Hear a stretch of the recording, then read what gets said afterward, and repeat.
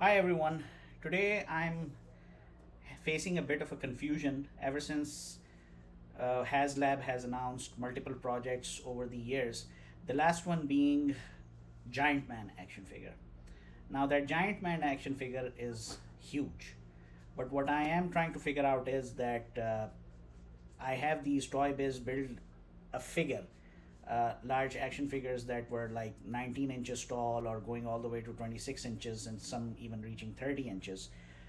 So I'm like really uh, confused, if you will, because one of the things is that if I have to recreate my version of Marvel Universe using Marvel Legends action figures, having a scene from one of the famous crossovers or special moments from the Marvel history, how am I supposed to achieve all of that when I have basically like three versions of build a figure action figures, and should I hold on to them and sure, or should I leave them out? So let me just show you what I mean.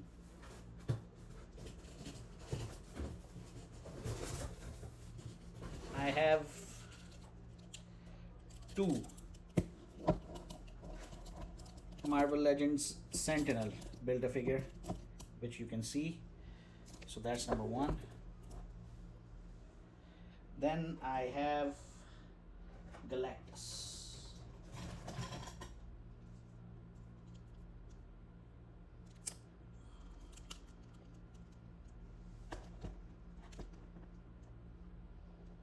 Now Galactus is shorter than the Sentinel build a figure action figure.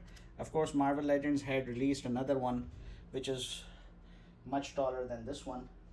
Now I just need to show the Giant Man action figure. Please bear with me.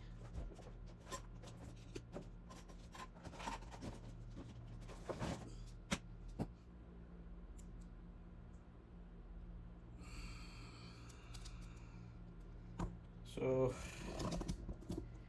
this here is my Giant Man action figure.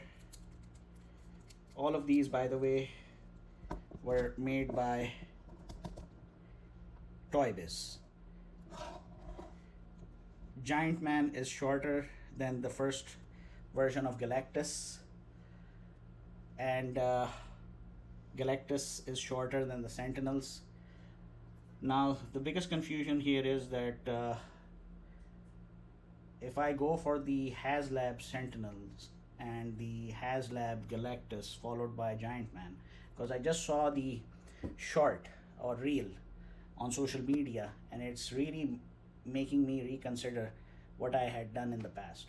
I love these figures because of their articulation, their attention to detail, because they simply look straight out of comic books. But I think this here is going to give you a much clearer view, as you can see the differences between the sizes, the heights, if you will, of these build-up figures, BAF for short.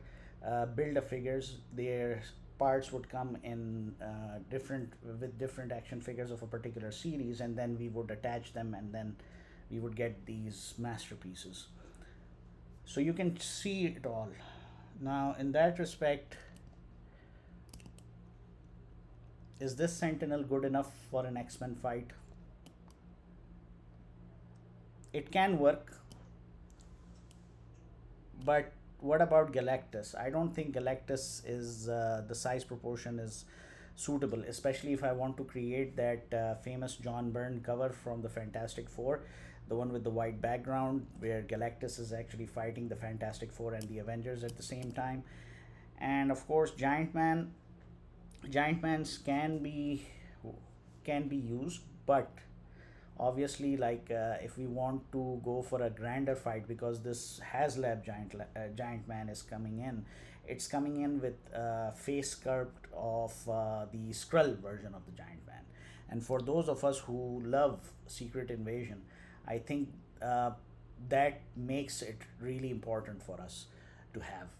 I think the only drawback I see with this Sentinel is the color scheme. I mean, it's a little bit somewhere between the Marvel Comics version and what we saw, uh, the versions that came in the X-Men movies later on, especially during the Days of the Future Past. because you've got way too many wirings that can be seen and so forth. The famous pink and purple color combination is simply not there. I mean, here you can see that this one is having a purple head sculpt, but rest of it, like, it's not pretty reminiscent of what we saw in comic books, especially during the Chris Claremont era, or not only Chris Claremont era, but in fact when Roy Thomas was working on the X-Men title with Neil Adams. I need to recheck those titles once again. But as far as I'm concerned, the Sentinel color scheme, or yeah, the color scheme, if you will, is mostly like the pink and the purple one. And I think the HasLab version is pretty accurate in that respect, though it's still a more modernized version of the Sentinels, because the classic, the retro look and feel, Marvel Legends has recently launched, which can be seen in the figure that has been made part of the X-Men 97 series. This Galactus is someone I always felt that was positioned between the designs of Jack Kirby and John Buscema. Amazing sculpt. I don't think the HasLab version has been able to capture that. That's one of the things that I really miss about it. And same goes for Giant Man, because when we're looking at Giant Man, this one is, you can see what Alex Ross had done in Marvels, and you can just simply relate it with this action figure.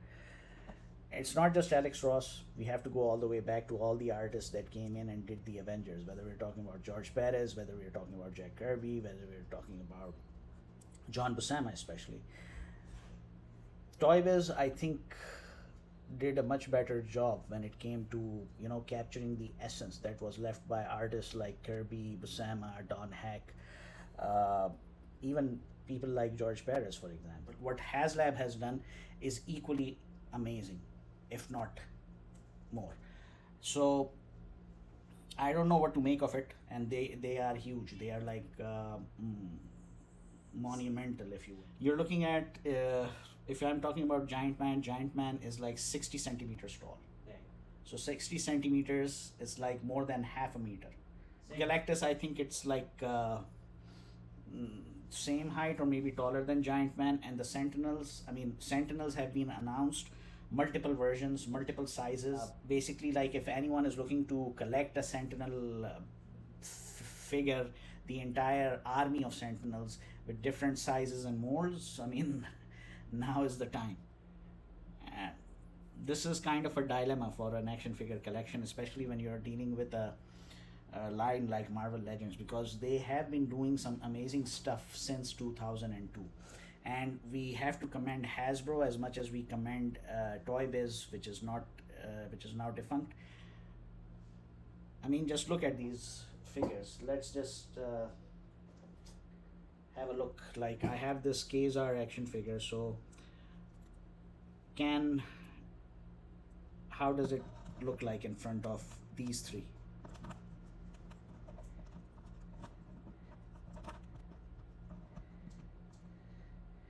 So you have this Kazar action figure right in front of them. It does give that experience, if you will, but the size proportion, we all know Sentinels are way taller than that. Galactus is like cosmic being, so he actually brings himself down to the levels of Earthlings in order to be viewed properly. And then we have Giant Man. I have to start thinking and trying to find ways where I can get at least 3 of these, because when we are talking about Sentinels, I'm that sort of a person who doesn't stick with one Sentinel. I have to go for at least 4, but that's a really expensive proposition, because I think right now whatever HasLab is offering is going to be costing around like 2,000 reals, so you can just convert that into US dollars.